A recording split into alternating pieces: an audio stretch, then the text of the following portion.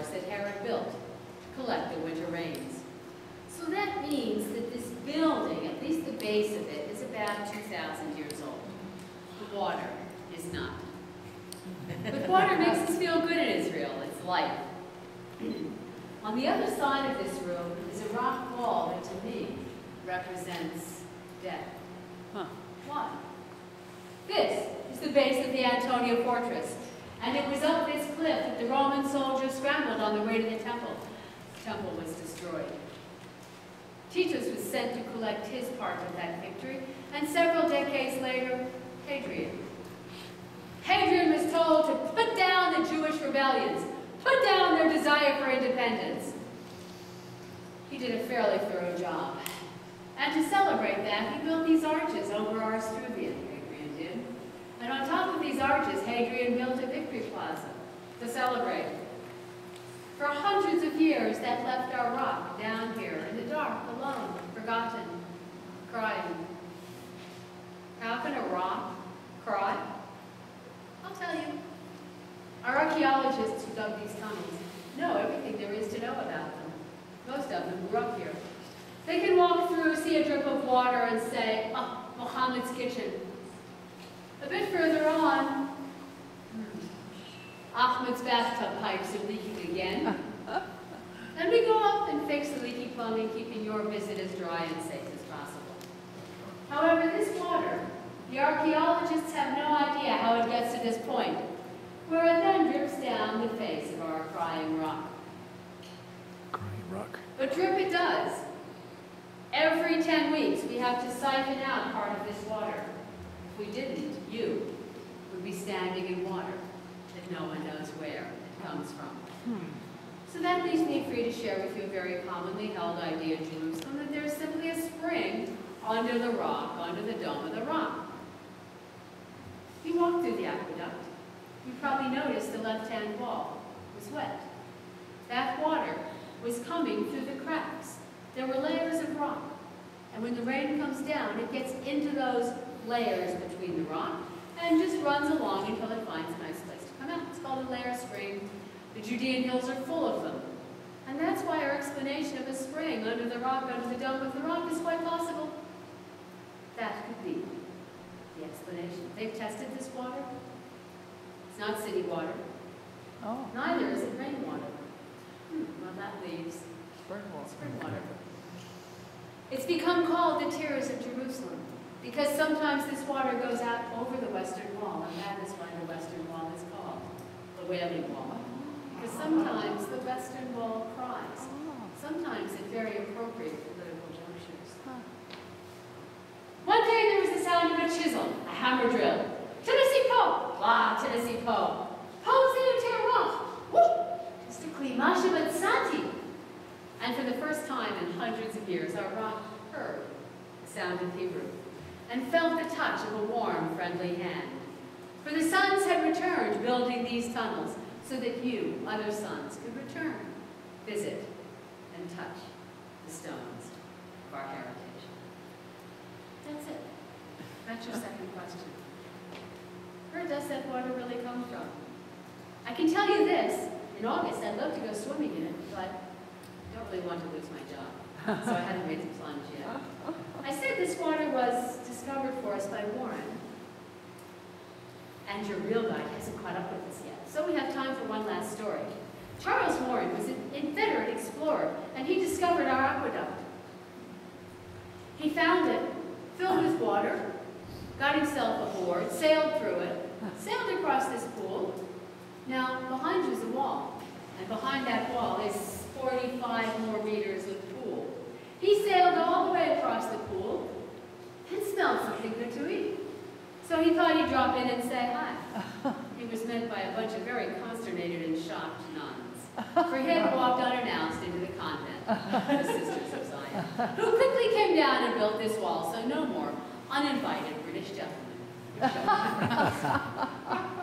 Well, that's how the story goes. Actually, it happens the other way around. But it's such a charming story, and we were all taught it. Actually, Charles Warren started in the convent of the Sisters of Zion, because they wanted to expand their convent. And before you build in Jerusalem up, you must dig down. And Charles Warren was the one to dig down.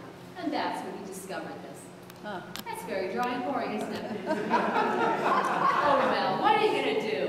The truth or the fun? Ah, that is the question.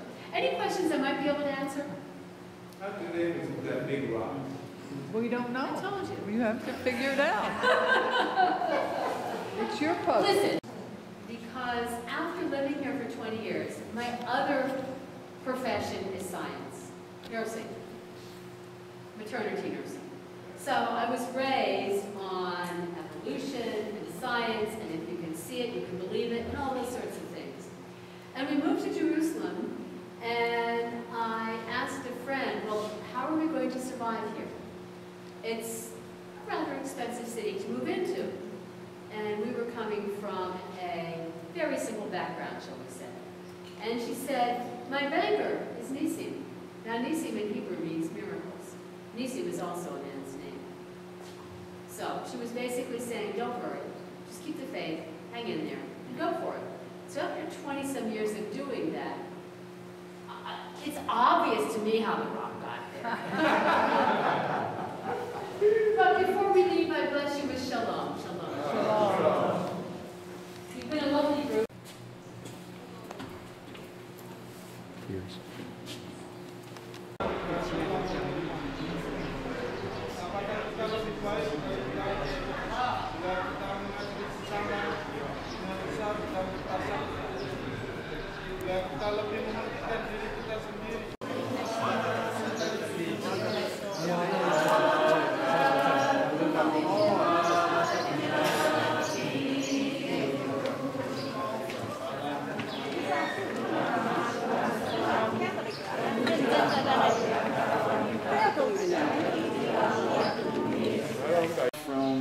Remember when we had lunch, we walked by here, this is where the Antonia used to be, the Roman fortress on the northern side of Temple Mountain. And this is where stations number 1 and 2 are. Number 1 is this chapel over there where Jesus is being beaten. He's first being beaten. This is the Roman sort of process. First sort of torture, and then you bring it to the judge. So it would soften you up a little bit. And the trial itself takes place here in this area where he's being brought in front of Pontius Pilate, and Jews are putting pressure on Pilate to crucify Jesus. And from here, Jesus will hand out with the cross, and he would start the journey through the city streets, downhill and then uphill again towards the Golgotha, where the church is. Okay, so this is where the Via Dolorosa starts. Since we did the Via Dolorosa on Saturday, we're going to walk, but on our way, we're going to pass by the first 5 stations of the cross. Station number 1, station number 2, station number 3 is where he's coming to the valley and he drops the cross. And station number 4 is where he meets his mother. Station number 5 is where he's turning right and starts climbing up towards the Golgotha, and he drops the cross, and Simon of Corinthia helps him lift it up. The Roman soldiers order Simon of Corinthia, another pilgrim, to lift it up. And he carries it uphill. On the way, I remind us all, he would meet Veronica. This would become station number 6.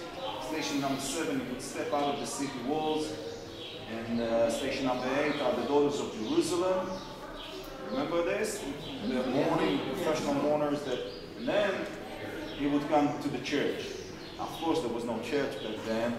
He comes out of the city walls to the Golgotha, where today the church is built. And these are where the last stations of the cross are.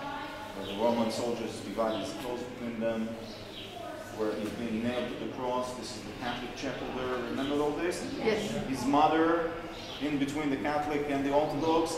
The Orthodox chapel where the cross was standing up. If you know on the cross, it still says in 3 languages, Jesus, what does it say? Right, Jesus of Nazareth, Greek, Latin, and Hebrew. Jesus of Nazareth, King of the Jews. This is how kind of Roman sort of mocked him. And then he dies on the cross, his body being prepared for burial, and he's being taken into the burial. We're going to be in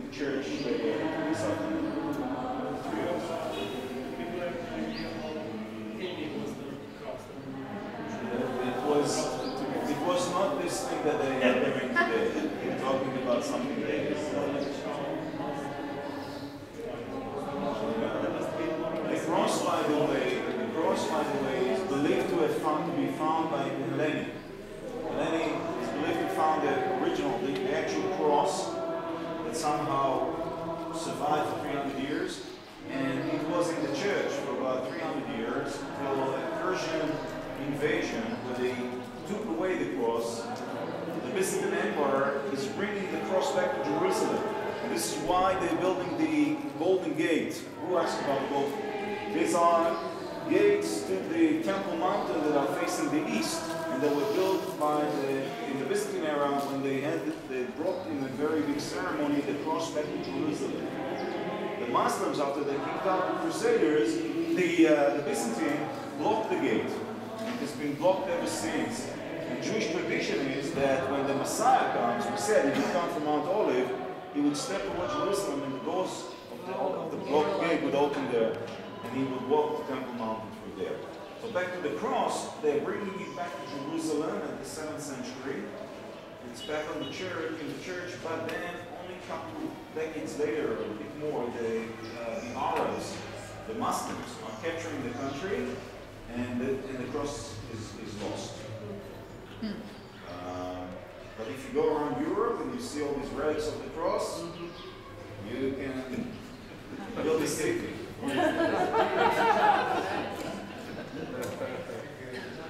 Okay, so we all sort of got our act together, had a little rest here in the shed. We're ready to go back to the chaotic sort of city streets. We won't be stopping. We will be going back to the area of the Western Wall, and then we're going to climb up a little bit to view the Wailing Wall from a different perspective, and then climb up to the Jewish border to explore some of the Jewish border. Okay? Prayer. It's a prayer.